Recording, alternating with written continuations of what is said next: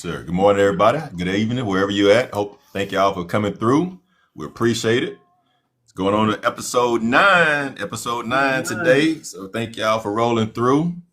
We got some interesting topics for you all. First of all, we want to thank Eyes and Lee for always being there for us and keeping us on track. If you haven't already done so, like Simon always say, go ahead and hit the YouTube page up.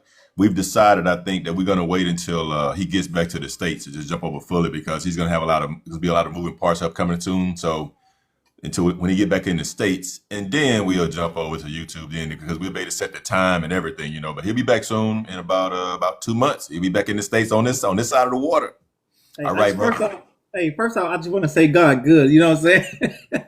I'm laughing, but I'm so serious. It seemed like just like I literally just got here last April, but now that I'm looking at it, listen, February getting ready to come to an end. I know it's still, middle of February, but hopefully I get my orders next week and figure out officially where I'm going back in the States. And listen, I'm just ready to just come home. Nothing wrong with Korea. For those who don't know, I'm in Korea.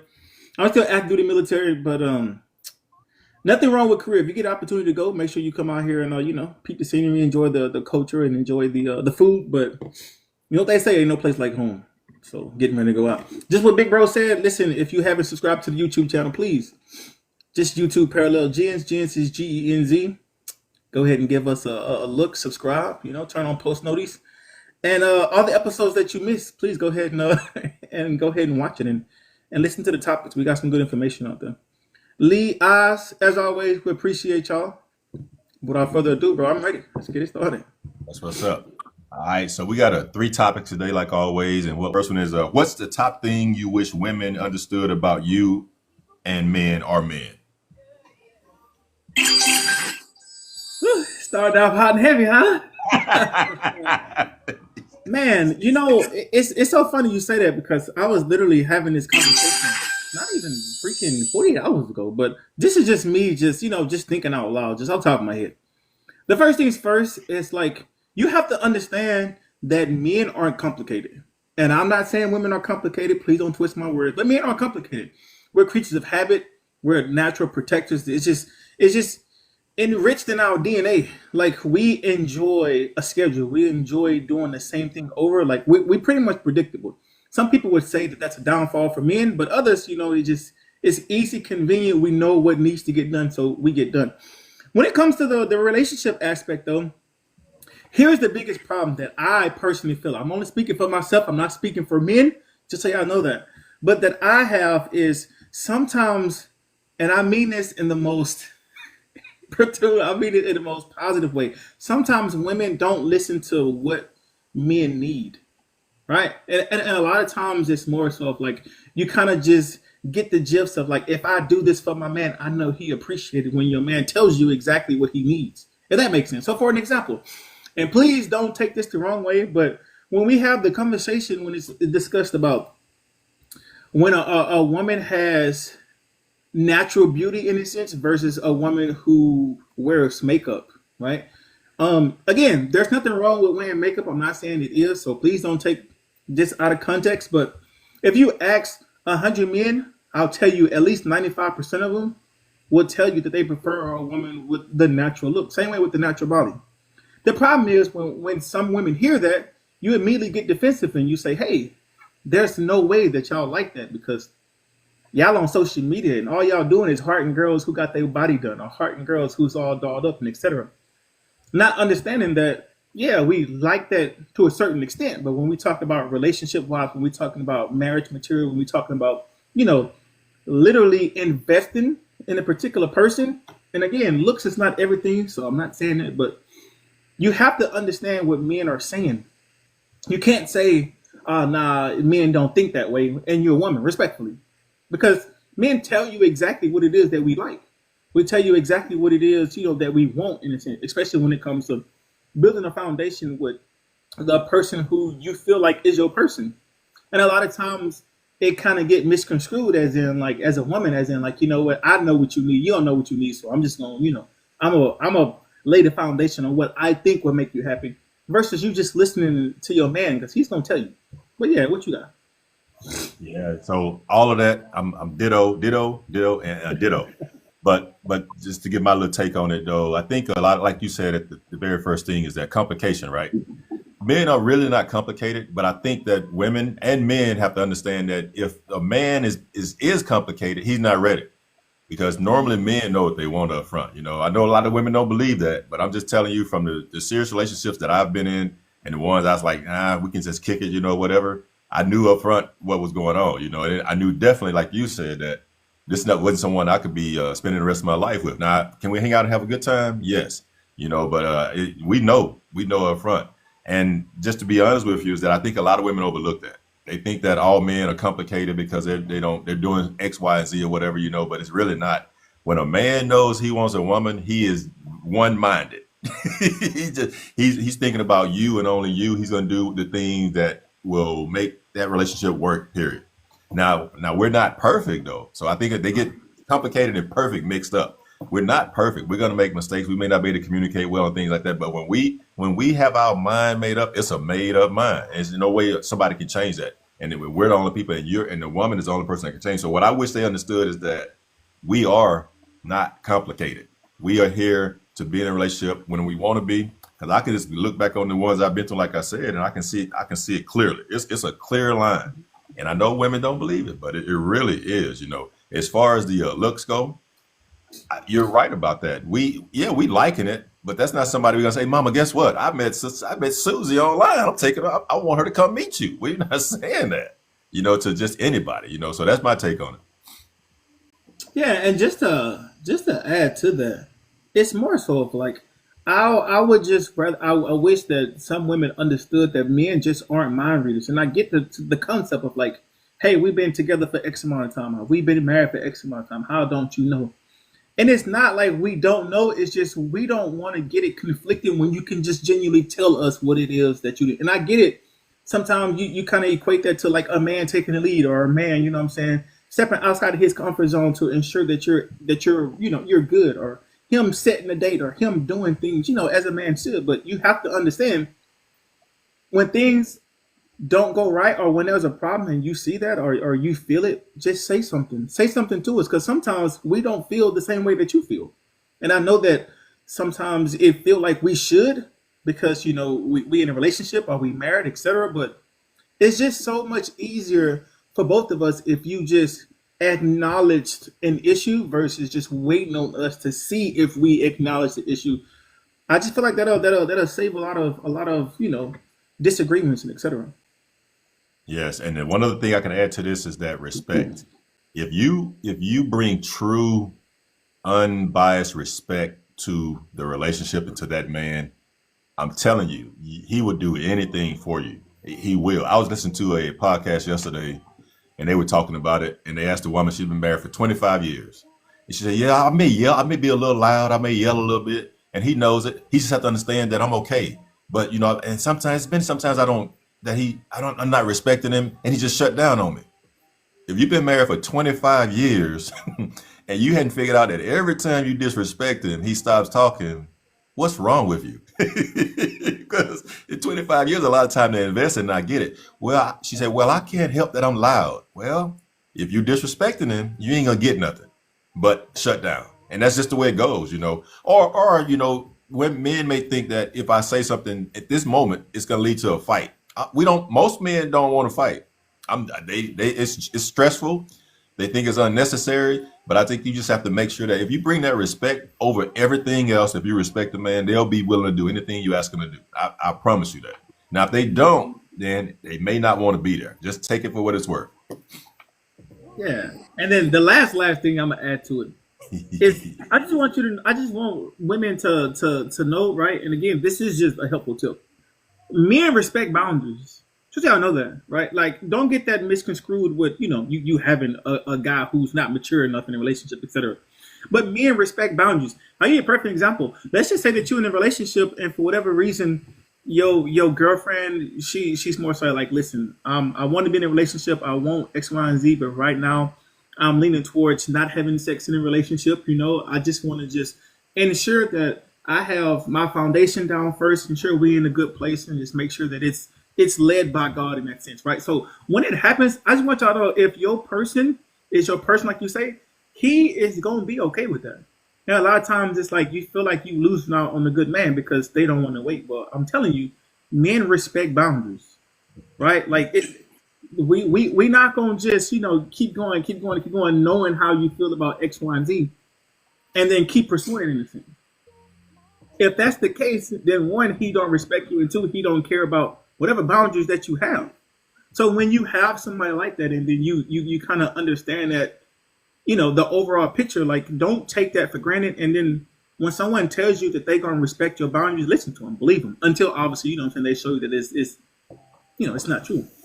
Yeah, that boundary thing is so true, bro. Because in my current relationship now, that she was all about we're not gonna be on the phone, we ain't FaceTime and none of that. We can chat. Man, I chatted so much, and I was okay with that, because that's what her boundary was. That's what made her feel safe. I chatted so much though, I could probably do push-ups on my thumbs now. That's how much chatting I was Hey, text it like crazy. right.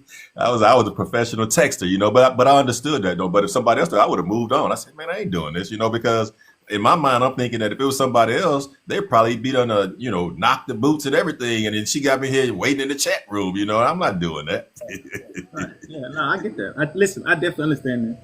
And some people are texters, some people are video chatters, some people want to just hear your voice, and I get that. But it comes to a point to where you have to compromise. You can't just can't keep being selfish in a sense, and just keep getting your ways when your person has already expressed to you, hey, I don't mind texting, but sometimes I want a video chat. Sometimes I don't mind, talking on the phone, but I would rather text, etc. So it's just regardless of how you feel about it, you have to learn to respect boundaries. That's how you build a foundation. Because if you just keep pushing through these roadblocks or keep pushing through these boundaries that they already established in a sense, and you kind of agree to, you got to understand the message that you're sending them. Because now in the future, if you consistently keep doing the small thing, as in not respecting boundaries right now, what is it that you're gonna push through? When we get serious, what are you gonna push through when we get through something that's essentially big enough to implode, your relationship or your marriage.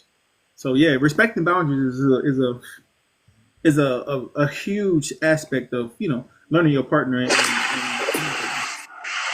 Like Legendary always says that we're not speaking for all men, but we have a man's point of view though, because this is not a absolute thing. There are going to be differences. It's like it's not absolute with women. There are some things that are not going to fit the mold, but overall though, I think that all men go about with the respect thing as a whole. That doesn't mean that every single man is going to do it now. So don't go back and say Legendary Mike G said that. No, people are different. It's not an absolute, but I bet you overall most men are going to, if you respect them, that's going to take you a long way. All right, the next one is we're going to jump into. It's going to be, are compliments from your girlfriend, significant other, just as impactful or more impactful than from a random woman? I'll read yeah. it. You got it? Okay, No, go ahead. yeah, 1,000%, a million percent, a quadrillion percent. Like you have to understand. You have to understand. Like people's words. Like as you get older and you get experience and you kind of just get a feel for how society as a whole moves. You can kind of decipher the difference between someone who's just giving you a compliment and then someone who's giving you a compliment but they're backing it up in a sense. So for an example, I have dimples. I had dimples my whole life. They hear when I'm happy, when I'm mad, upset, etc. Like they don't go nowhere, right? And it's not that I don't appreciate the compliments, but when someone tells me like, "Hey, what I'm saying, you have nice dimples," it's not that I don't appreciate it. I appreciate it, but if my girlfriend, if my spouse, if my significant other, if she was to tell me that all the time, like it would make me feel a lot different about them because she's my person. The person who God created for me, and she loves me unconditionally. She tells me the small things. She tells me how much she appreciates me. She tells me how she know how hard it is, being out there in today's society. But you still got a smile on your face, and you still taking care of your family and your business. When your person expresses how they feel on a consistent basis, not because it's freaking Valentine's Day, and no disrespect to that by any means, but if you're waiting on one day to tell your person that you appreciate, like what are we doing? Honestly, we're adults. So and it's not just because it's the holiday, or it's not just because what I'm saying, it's my birthday. It's not because it's Christmas, but just because it's a random Tuesday in a February, and you like, you know what? I feel like I need to express how I feel, and then you genuinely say those things to your person. Like you don't understand the significance. One, how he's gonna take that, and two, how he's gonna see everything else differently throughout the day, throughout the week, etc. Especially when times was rough in a sense, meaning not necessarily saying that your man is not gonna talk to you about issues, but sometimes, as men, we fix it, so we want to fix them in a sense. But when it comes to a man not really knowing, how to be vulnerable or how to be safe, and then you consistently create that space for him, you consistently tell him that you appreciate him, you consistently tell him that you X, Y, and Z about him, that's different than any other person on earth telling you stuff like that because you know that it's backed up. You know that it's coming from a place of transparency and you know it's coming from a genuine and authentic place. Someone else who's just telling you that you don't know what the hidden agenda is, if that's the case. It can be all type of hidden agendas behind that. And like women, some women, y'all know, some men just tell y'all this just to, what I'm saying? Just to get what they want in a certain specific time. Some men tell you things because they genuinely mean it. But yeah, that's my take on it. What you got, bro?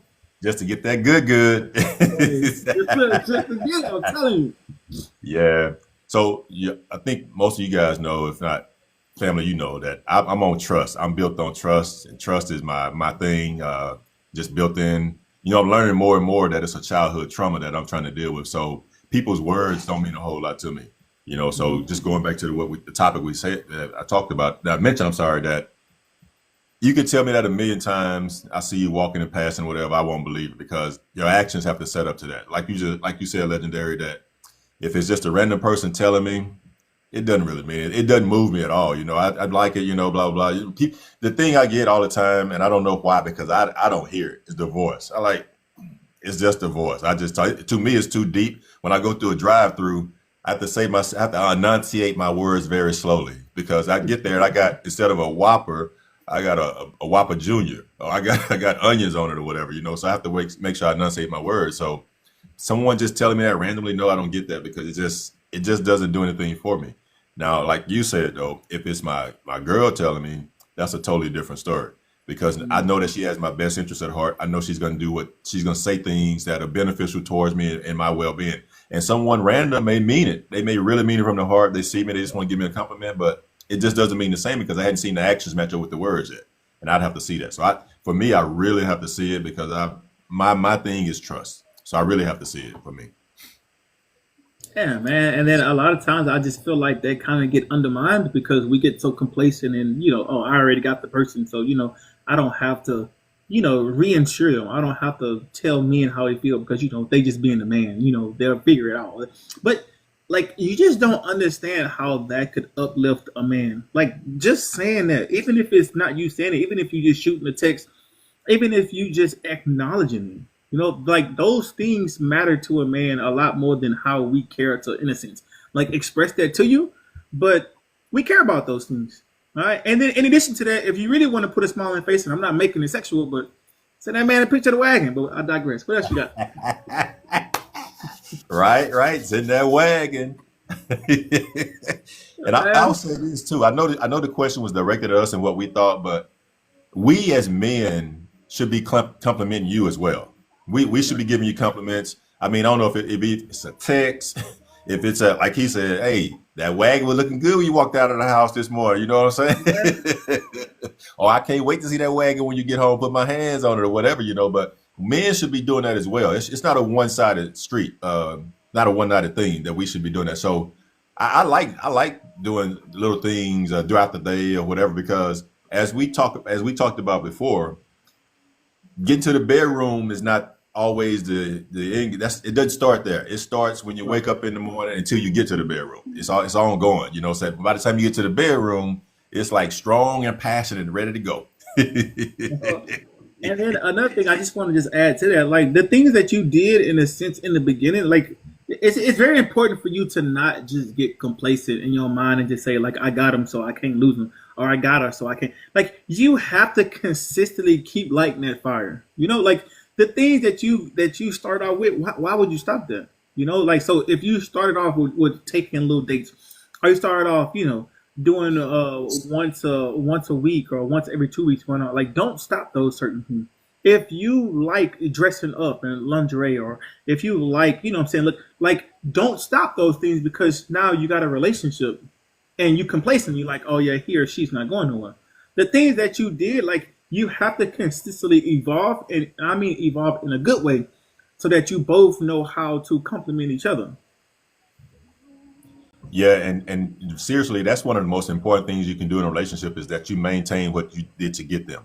Because if you even if you met when you were younger and you start having kids, you still have to make time to make that a priority. Because I get it, you get busy and things are going on, you get tired and things like that. But you have to keep it. You have to keep it fresh. You have to keep the person motivated to want to do the things that they want to do at the very beginning. Because if not, it can lead to complacency. It can lead to growing apart and things like that. I don't think people just naturally grow apart. I think they grow apart because they don't stay intentional about making sure their relationship is first. That the husband is first. That the boyfriend is first. That the wife is first. The girlfriend is first.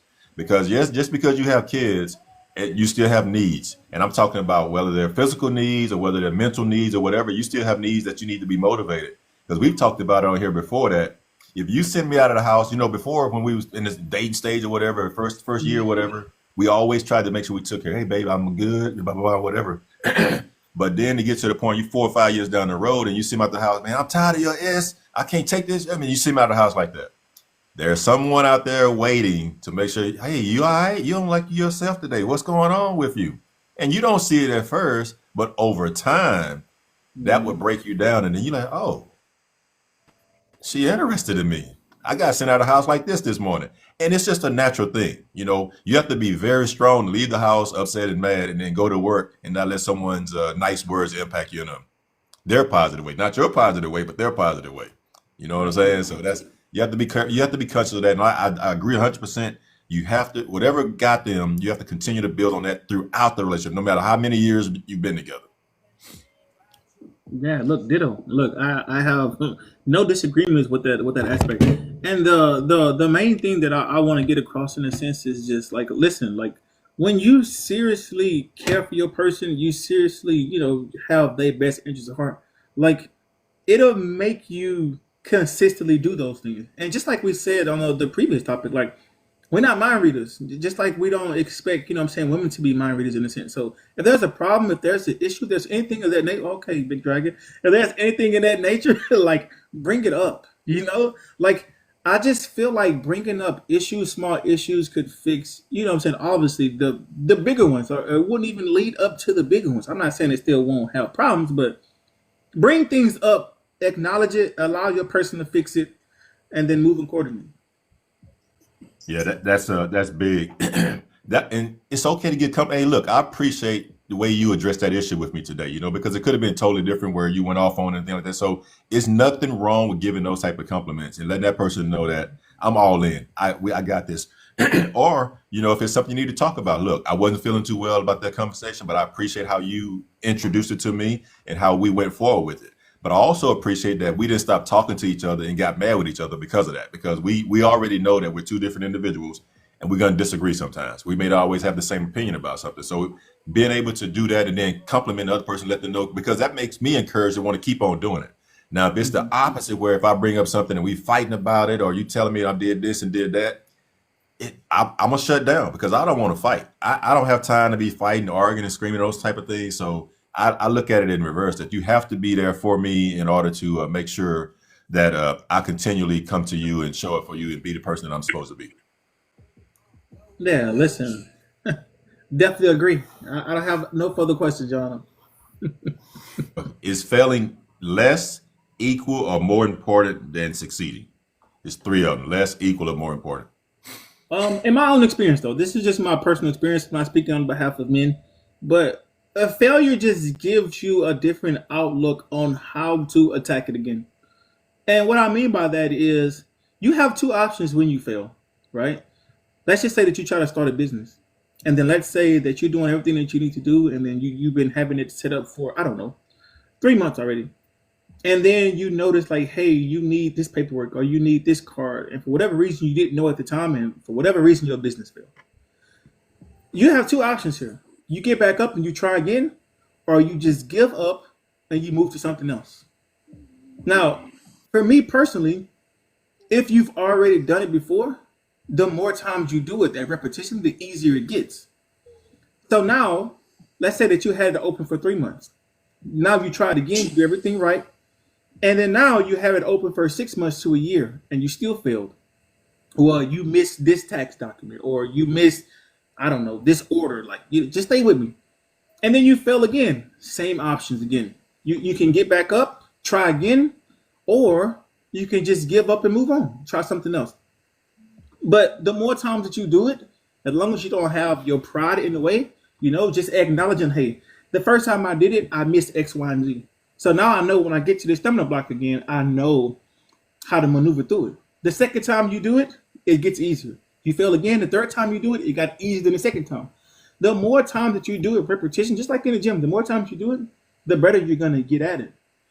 Now, here is the problem with some people, in a sense, saying that success is I don't want to say overrated, but I'll give you a prime example. The generations that we grow up in. Some generations might say that right now this generation is the toughest generation to grow up in, depending on your perspective, depending on how old you are, depending on what kind of job you have, etc. And then there are some people who say, "Oh, this is the easiest generation possible. They have everything good." And when you think about it the bigger scale of things, it's just like when you're younger, right now in today's society, and you look back at how your parents, your grandparents did things, you like, oh man, they had it easy because their dollar was worth the dollar. They had it easy because the Brady Bunch, they only had one income, and he can afford all those kids a dog, a house, and a maid. Versus if you look at it now, and you ask younger generation, they're gonna tell you like, hey, like, bro, this is hard. Like it don't cost $140,000 to buy a house like it did back in the day. Now it's upwards of 280K, 300K. So it just depends on the perspective. And then a lot of times, us as parents, I'm gonna tie it all in, but us as parents, like, we want to give our kids a better life than what we did. And there's nothing wrong with that when you look at the overall concept of it, but you have to understand what you're essentially gonna be lacking when it comes to teaching them. If your kids always want something and you always there to provide for them, yeah, you might think that's a good thing, but now they don't know how to do things for themselves. They don't know how to be independent. They're gonna always, in a sense, and this is not, what I'm saying, one size fit all, but they're gonna always, in a sense, look for someone else to do for them. So it's important to realize, depending on your perception, if you had it as easy as some people say that you have, then a lot of people will say like, hey, like, you didn't work hard for this. You know what I'm saying? You just got it just because you inherited, or you just got it because you got lucky and etc. But if you ask the older generation now, then what I'm saying, they're gonna be like, oh nah, what I'm saying, I worked just as hard. I did X, Y, and Z. But yeah, go ahead. That's what I got. Hey, I'm in that older generation. Yeah, but uh, that's just how I look at that. yeah, yeah. But I like that though because it's true. It is true, and I have a on my take on it is really based on just living and being older and looking back on it and thinking about it is that it's I wouldn't necessarily say that it's harder or more experience, less experience. But I do think failing though really it gives you a better focus about what you're supposed to do because failing, you should be looking at different things to change. Like you get the scenario about repetition, repetition, repetition. But going through that repetition phase, first, second, third, fourth repetition, you're learning from the things that you made a mistake at. When you succeed at it, you really, although you do have lessons in there, they're not as impactful to you as they were when you failed. Because when you failed, that means something went wrong, your plan didn't go as accordingly, and you didn't achieve the goal, whatever you said. But when you succeed, then okay, it's time to move on to the next thing. Like, everything went well, and I did good. So that's how I look at it a little bit. Now, as far as the prices go, I mean, as far as comparing, it's hard to compare. Because although I had obstacles when I grew up, every generation has some type of obstacle, and it's like trying to compare athletes. Michael Jordan versus LeBron James and Kobe Bryant. It's no way to compare them. People do it all the time, but they lived in three different eras of basketball where there was different things going on that made it either easier or tougher for them to succeed in the basketball game. Now, can you compare that they were great to how many points they scored? Yes, but people try to compare who was the greatest. We don't know that.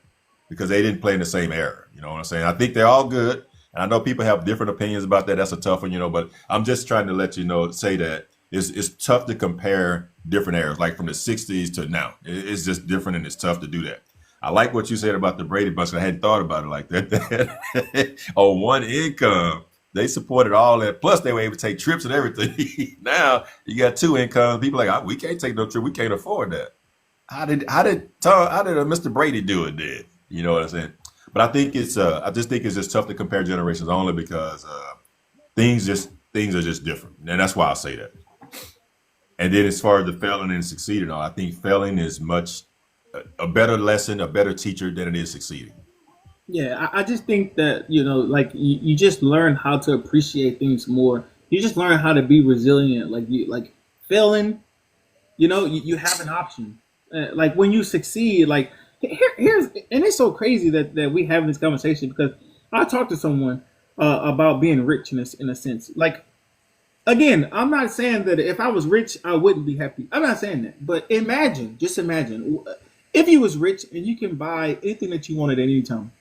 Like, what would be the next fulfillment when you can just do things at will? When you can just get it? Like, how would you value the things that you didn't have prior versus you just winning, I don't know, $50 billion and just being able to just buy things that would, like, what would it has give you that same satisfaction as in failing, but then getting it right? What's your thoughts on that? Yeah, I agree. I just look at our parents, right? And we look at how they came up.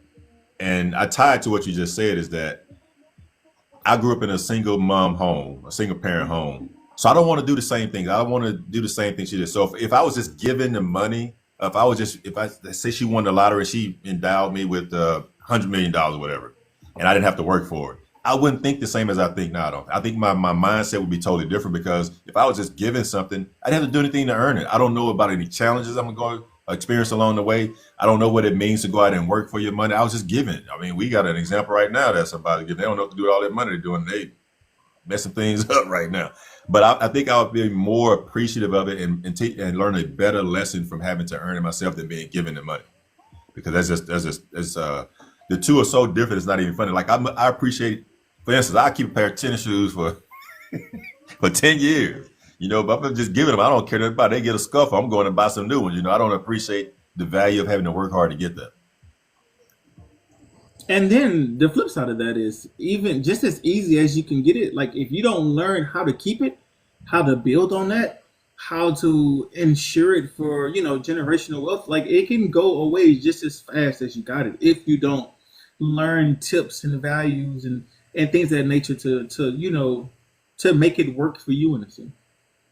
I think we've both benefited from being in the military, Legendary, because we've experienced things that if we had stayed in our respective cities where we grew up, we wouldn't have learned half the things we've learned. It's about life, like we were about finances.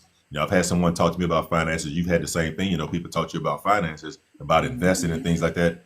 I wouldn't have got that hanging out on the corner with the 40. There's no way I would have got that hanging out. And maybe I get a little piece of it. I wouldn't have got the lesson that I got by being around someone that was actually able to show me that they were doing it and how they did it and just give me the advice. And at the end of the day, though, it all came down to me putting that into action because they can take me to the water a million times. I don't mean I'm going to drink it, though. You know what I'm saying? So I think that being in the military has really benefited me in leaps and bounds that I wouldn't have had the same mindset, I think, growing up because I've experienced a lot of different things, whether going to different countries or whatever, just being in the military has helped me be appreciative of where I came from and where I'm at now. Yeah, it just allows you to just see the bigger picture, which is why we always say, listen, we encourage you for those of you who have never left your hometown, left your city, left your state, leave. Go out there and adventure. You know what I'm saying? Go out there and take a chance. I'm not saying, leave no room for improvement, etc. But the world is big. Go out there and enjoy it for yourself. Yes, sir. Yes, sir.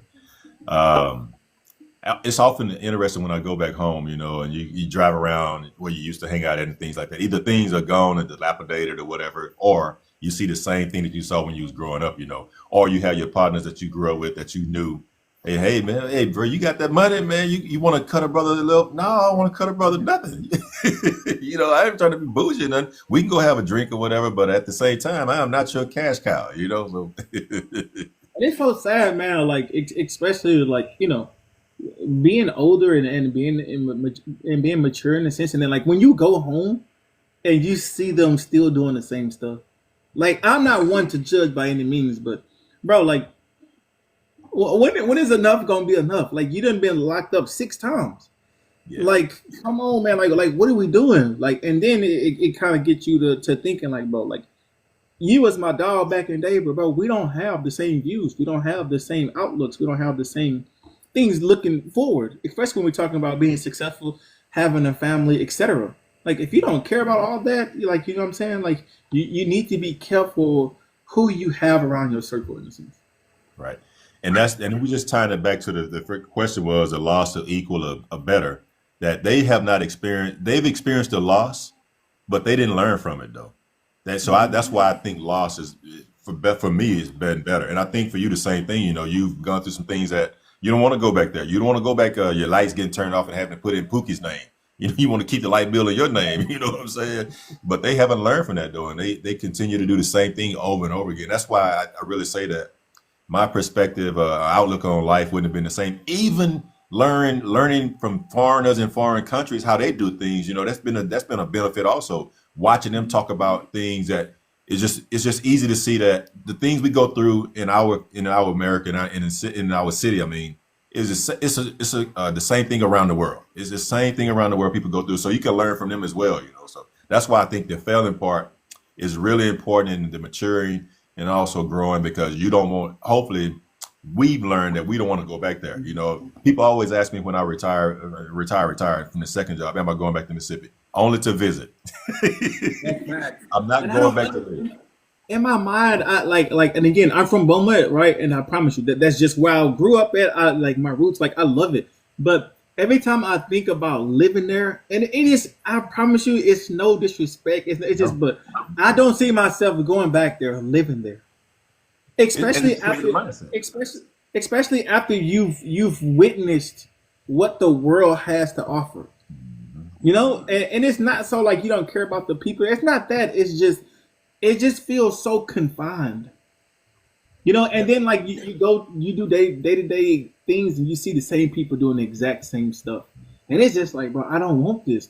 And in a sense, it's kind of scary in my mind because I feel like if that was the case, even though you know what I'm saying, I'm strong willed, but even if that was the case, like I don't want to be consumed by how I think my hometown is from what you know, as a kid growing up into an adult, just kind of seeing what it looks like versus the things that I've seen when I traveled around the world because of the military.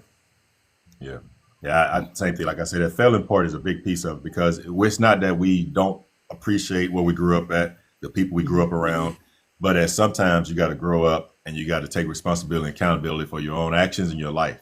And we see a lot of people from the military's perspective, a lot of people see where they don't take accountability. You know, it's the man, it's this, it's that. No, it's the man and the system is the same for everybody.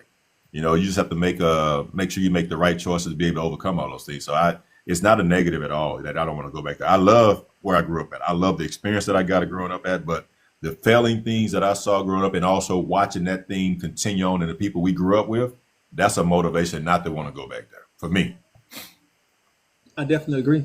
And like just saying it out loud versus like telling it to your homeboys back in like they don't have a clue. And the crazy part or the scariest part is they just so comfortable. Nah, bro, I gotta hold it down, bro. Boma X, Y, and Z, but I can't leave here, bro. They need me out here. Like, you know what I'm saying? And like when you hear them talk like that, you just all I do is just shake my head and pray for them because I'm like, bro, like there's so much out here in the world. Like it's just you just have to be able to be open minded versus just having tunnel vision, especially when you're talking about growing up and maturing into the person that you know that you need to be. Right. And that whole thing about I got to hold it down, or now it's I got to keep it real, or now it's I keep 10 toes in. Well, you're right. You have stuck in the ground and you haven't moved in 40 years or 30 years or 20 years or whatever. You're still there, you know. So Why do some men rush for you to beat their family when they're not ready? Man, I don't really. Listen, I'm not saying that don't happen, but the only reason why I would think of that is because they want to impress you or give you the facade that they want something, and they know that that's a big impression when it comes to hearing today's societal when someone says, "Oh, I think I'm ready for you to meet my parents." Like when you hear that as a woman from a man, you be like, "Oh snap! Like he's serious. Like he not playing around."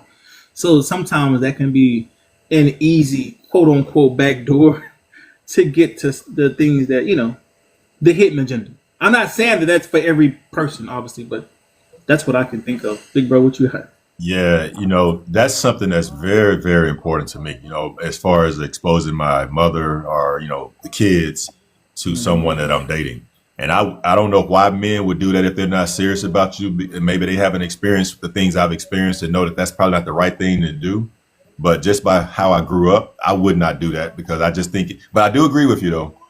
That's a boss move though to do it because now you got the young lady thinking that, oh, he must really care about me. So then all of a sudden there's some other avenues and doors that open up for you with that person because you did that. So I think that's one of the reasons why they do it though is to, like you said, try to impress you. And then if you've been holding out some things, now you may start giving them things up, because you did that because now you've met my mom and you think that I think it's that you're the one. That's what I think. But I wouldn't do that.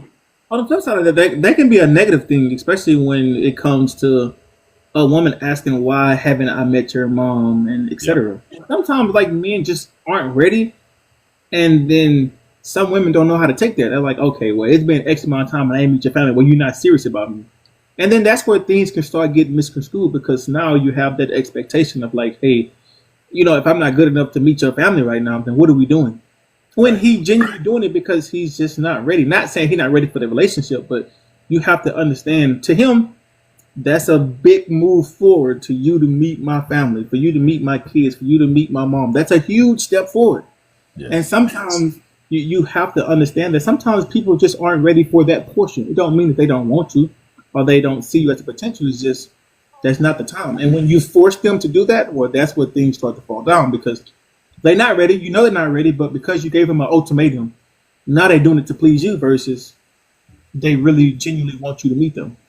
Yeah. And like you said before, and I agree with you 100%, is that you have to listen to the man. You have to, if you talk about it and the man answers you and give you an answer, you have to believe that answer because they're really probably telling you the truth, especially if they're saying that they're not ready for it because it may be something that they've experienced in the past where they thought they were ready and they jumped in too soon.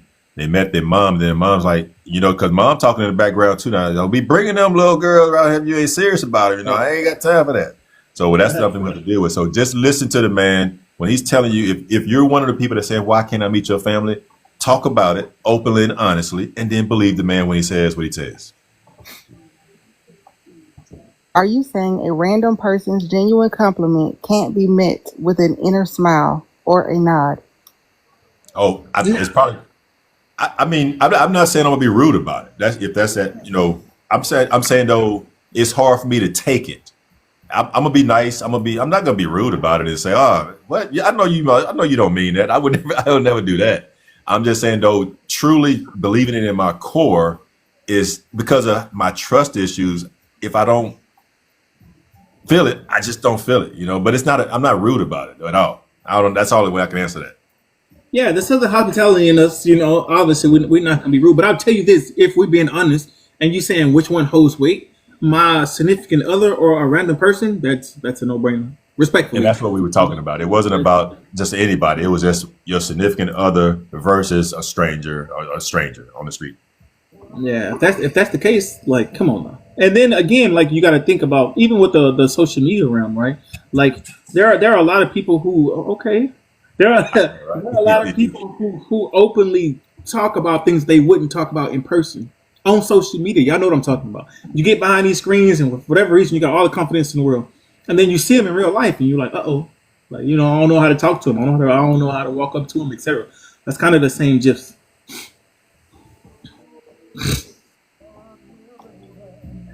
But to touch on what you said, a lot of people that's overrated, right? When we talk about Southern hospitality, that's a genuine thing. It's a difference. Like you've talked about it before. I never spoke on it, but we speak to everybody.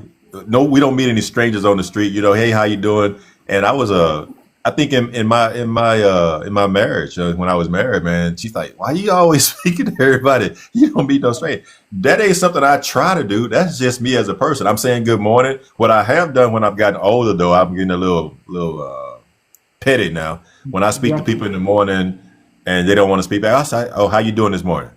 Oh, they don't speak. Oh, I guess you're not doing too good today. I keep it moving there because if I took the time to say hello to you and speak to you, come on, you can just nod at me if you want to. I don't care, but just acknowledge me though. But a lot of people, for whatever reason, well, I have a reason. I have an idea why, but they don't. So now I'd be like, oh, I guess you're not doing too good today. That's why. I just come up with my own thing. I don't always do that, but it irks me that someone would go out of their way just to speak to you and you can't say good morning. You don't have to have no conversation. And I'm talking about men or women. I'm not talking about women. I'm talking about men or women. You know, it's funny. I actually ended a potential relationship with a girl because of that, and all she said was, "Why are you so friendly?" And I'm like, what do you mean?" She's like, "Well, every time somebody passed by, you always talking to them." I'm like, "That's my personality." And she's like, "I don't like it. It's too friendly. Like you shouldn't be that happy to see other people." And I'm like, in my head, like, you want me to be an asshole? You want me to be mad all the time? Like that's not my personality. When when someone forces you to change who you genuinely are, I have a problem with that. And like I said, like that's not to get confused with growth, right? Not to get confused with that, but if someone genuinely changes you because they don't like a certain thing, i.e., you don't like me just speaking to someone, there's no way that I'm on a sidewalk and someone passed by me and I don't speak to them. I can't. It's this the Southern hospitality in me. Like I have to speak. I have to say something. I was raised better than that. Yeah. You know what I'm saying? Like in the back of your head, like when you see them coming up, you know what I'm saying? Like you just get ready for it. You don't look away. You don't try to avoid them without eye contact. You look at them. Good morning, ma'am. Good morning, sir. That's it. It's just so simple. Yeah. Legendary, I'm 100% with you, man, because I've tried to do it because I've passed by people that has done it to me. We probably coming in the office or coming to build at the same time every day, and they don't speak. But I can't do it though, man. It's just my personality. Or even even driving, man. He just speak. He Right. just And then this is when I realized like Southern hospitality is a thing outside of like actually talking and communicating with people who you see walk around. When you drive, listen, y'all. When you drive in the South and someone wants to pass you, we go to the median. We go to the side and we allow them to pass. yeah. Like I don't think y'all understand exactly what I'm saying. When we driving and someone's coming up behind us real fast, we'll slide to the meet and allow them to pass. We wouldn't just be an asshole and just slow down and just like, you better wait your day. You know what I'm saying? And like me being in the military and going to these different cities and different bases, like you can just kind of see like how aggressive other people are when it comes to like even driving versus how you are, in the South. And it's crazy. But Right.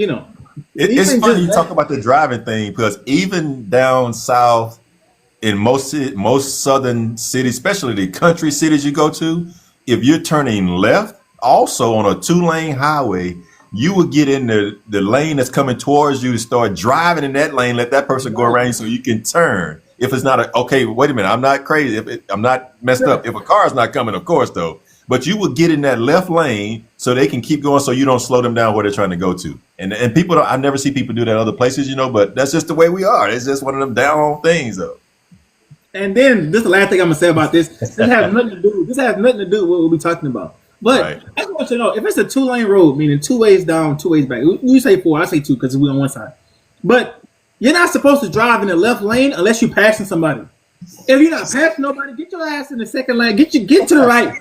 If you want to go slow, but stay in the right lane. Don't go slow in the left lane. If someone is late or someone has money for speeding tickets, that's what the left lane is for. So if you don't have money for that or you're not late, don't be an a-hole, bro. Scoot over to the right lane. Allow people who got money for speeding tickets to let them pass because that's crazy. Because that's crazy to me. And then people will purposely get into the left lane and then slow down. Yeah. Crazy.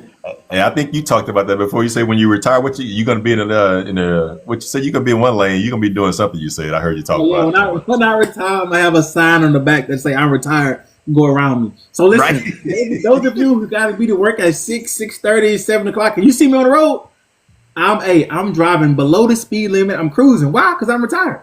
Why I'm in the restaurant? You better plan accordingly or go around. Right. You know what I'm saying? And then when we go to other cities, we're traumatized by it because it's just fast paced. It's people all over the road. They don't really care about how they're driving. There's none of that stuff. Anyway, Yeah. hey, so let's touch on this a little bit because I heard it a lot yesterday, and seemed like I heard it more this year than I've heard it in recent years. Is that the Valentine's Day being a holiday that's a pagan holiday? I've never thought of Valentine's as a holiday, but I heard that more this week than I heard it in years. And maybe it's because being on here and having a lot more access to it or whatever. But I don't think of it as a holiday. I think of it as a day that you're trying to impress the person that you're with, maybe, and shower them with gifts. But that's something that you should be doing on a regular basis anyway. But as far as it being a holiday, I don't think of it as a holiday. I hear that. I heard even a real, I forgot who it was. They say it's a pagan holiday. A pagan holiday. So maybe I'm not getting into something. What do you think about that? Listen, I'm gonna let you know right now. That's not my realm, but I've never seen Valentine's Day as a holiday. Why? Yeah. Because most of the time we work on on Valentine's Day anyway. So that's one. Two, I have a thing about just not being genuine and only celebrating for one specific day because it's a holiday. Right. Hear me out. It's not that I don't mind celebrating Valentine's Day, but if you genuinely not in that space and then you try to do something above and beyond on this specific day because it says it's Valentine's Day, I have a problem with that. I'm not gonna be fake with you and say like, what I'm saying, all these other days that happen don't matter in a sense. Because if that's the case, we can do this a lot more often than just genuinely just giving you one day. And then you get to the other side to where it's like Valentine's Day is specifically for women. It's not for men. Now, again, but it's just crazy to me because if you're in a relationship, how do you only appreciate one side of the relationship and not the other? But this is my thoughts. It's just me thinking out loud. I could be wrong, but that's just how I see it. Yeah, I've never thought about it as a holiday, and I don't think it's one-sided neither. I think it's both parties appreciating the other person. And going back to your first point, though, is that I think that's something that you should be doing throughout the year. As I've gotten a little bit seasoned, I've thought about that a lot, and I share that with people. That why would you just wait for that one day? When I went to a grocery store yesterday. I had to stop by and get some stuff, and I just needed to run in. The line was silly, long, and crazy because people was in there buying those Kroger. I wouldn't even say that. Buying those grocery store roses and flowers and getting that last minute card. And I was like, why would you wait until the last minute to show your person that you appreciate them and risk not being able to get them something quality? That's just me, and Mom, I guess I appreciate my mom. She brought me up that way to make sure that I do that on a regular basis versus just thinking about it as a special day. It is a special day, but I try not to even go out to dinner on Valentine's Day. And this year it happened to fall on a Friday, so it was even worse than it normally is, So, but I 100% agree with you that whoever you're with, they should feel special 24 hours a day, 7 days a week, even when you're disagreeing, and when you have an argument, because that's when it's most important, I think, because that way you can show them that you respect them and their opinion. So it's even more important to me to make sure that person know that they're special. Just because I'm upset, mad, whatever, it doesn't change how I feel about you. So yes, that's what I think about it also. And then on the flip side of that, like understand how that one day can ruin relationships, especially when your spouse, your significant other, or your person, when they compare their gifts to what they see on social media, or they compare their gifts to someone else. Bro, that is a headache. And I think a lot of times we forget that it's not what we buy, but it's the value we put into what makes it different from X, Y, and Z. And a lot of times even on freaking social media yesterday, people did all this extravagant. Listen, I don't have a problem with that. I promise.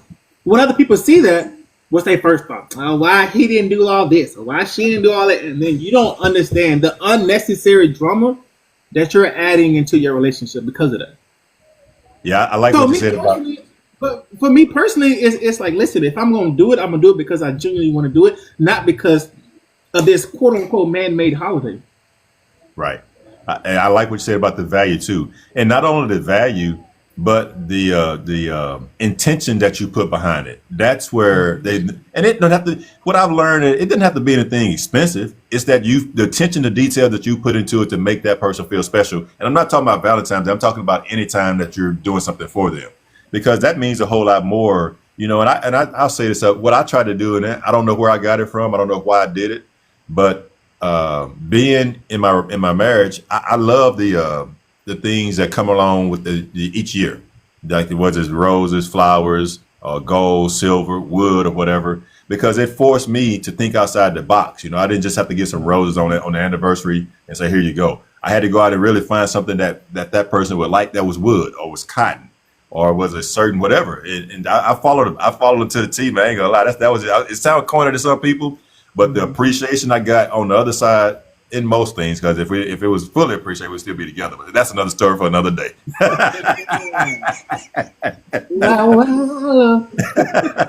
have some But questions. yeah, What it okay. does on block. So the first one says, "What do you think about men with 3 baby mothers and they want to date another woman with her own children?" One more time. I'm sorry.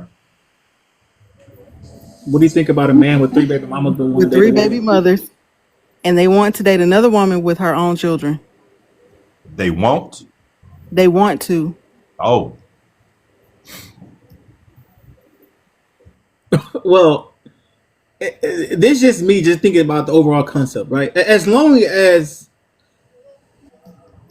that outside influence, in a sense, don't come into our relationship, meaning I don't think you should be into a relationship if you haven't cleared things with. When I say clear things, I don't mean like their permission. I mean, so like if it's not a safe environment for you to move forward, if that makes sense. So what I mean by that, if you and your kid's mom or your kid dad is still having issues and you haven't resolved it and it's stopping you from co-parenting, I don't feel like you should bring someone else into it until you get that resolved. Now, I understand some of us may look at that differently, but you have to understand the atmosphere that you're creating. One, it's not fair for them, it's not fair for you.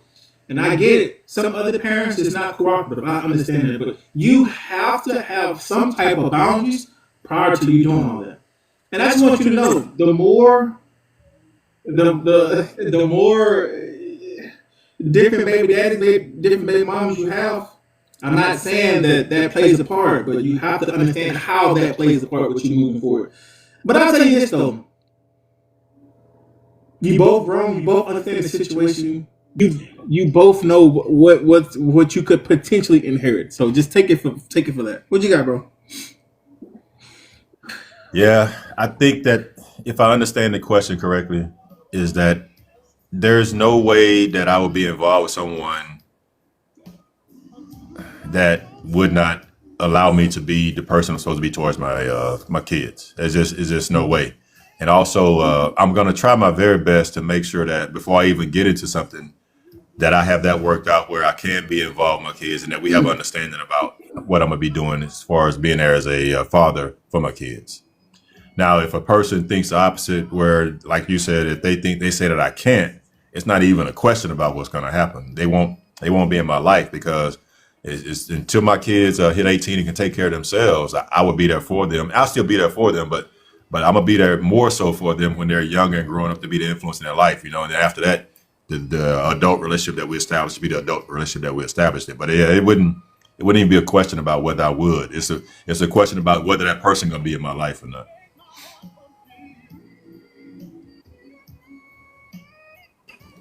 The next question is, what are some of the signs of a man who may be serious about being committed and or married to one woman? I think the first thing right off the bat is that man is going to make sure you understand how serious he is about you. It's not even going to be a question, I don't think. It may be something you have to talk about, but I think that man is going to be there. He's going to show up day to day. He's going to give you his undivided attention.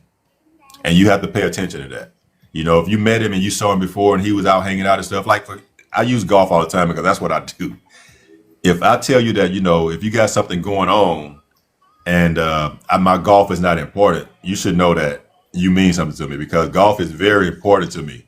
But if I put golf aside for something if I'm just saying, if I'm just meeting people and things like that in a marriage or in a serious monogamous relationship, 100% golf is second to anything that we do. It's important to put it second. But if I put things aside for you to make sure that I show up to be there for you, you should know that then. And also, you can talk about it. Ain't nothing wrong with talking about it. On the flip side of that, though, I'm gonna go a different perspective. Okay. That man gonna compromise, right? He's willing to listen to you. Not saying in a bad way, but he's willing to listen to you, your advice, what you bring to the table. It's not like it's gonna be his way or the highway. It's more so of like he won't make a decision without you. He gonna be able to compromise, and that's with all things, not just things that just benefit him. He gonna compromise for not only himself, but for you, for the kids, for the overall concept of the family.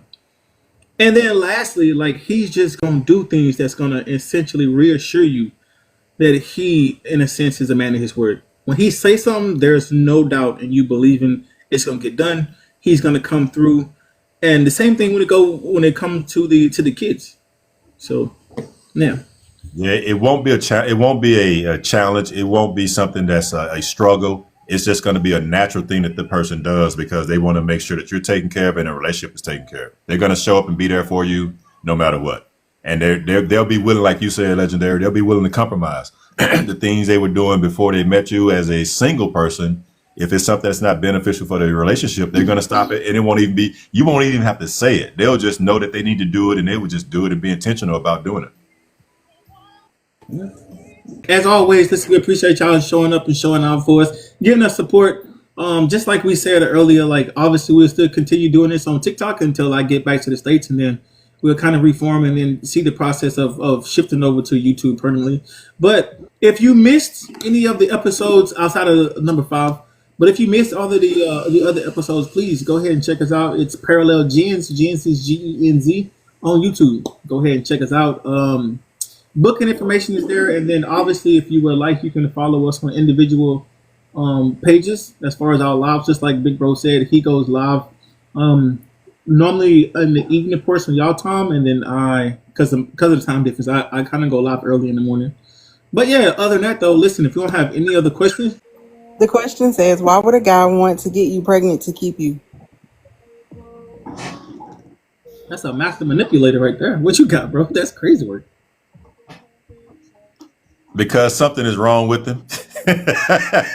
Because that's wild. I don't have nothing for that because I don't know anyone that's intentionally trying. Now let me say this, okay? I always tell people when they say it happened on accident, right? Well, you know when you lay down and you're doing those things and you're not protecting yourself, what can happen. So I don't think it's no accident, but at the same time, I see Doc said control. I just didn't. I can't wrap my mind around getting them pregnant intentionally because that's a commitment. That's a lot of things that can come. The money out of your pocket.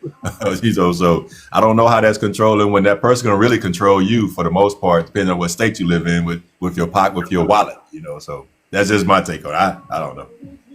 I don't think I could do it. Like if he purposely doing that, but don't want like that's just a master manipulator. Like he's just kind of manipulating you in a sense to think like someone's only not gonna want you because you got a kid now by another dude, and he kind of using that against you as in like you ain't worth nothing, you just gonna be mine forever, like what I'm saying. That's outrageous. I don't know, respectfully, I'm not saying it don't happen, Right. but that's crazy work. I wouldn't do it. I know you wouldn't do it because there's just so many negatives that come along with that because whatever that person was trying to achieve, they don't control the situation now. Once the baby arrives, then it's that person has a lot of leverage on you, and nothing you can do about it because if you're in a state that size, is the majority of taking care of your responsibility. All right. Now you can control how often you give that money because you're going to be giving it when they tell you to give it. A man doing that, all I can think of is just that's a massive manipulator. Though. But yeah, next question. That's tough.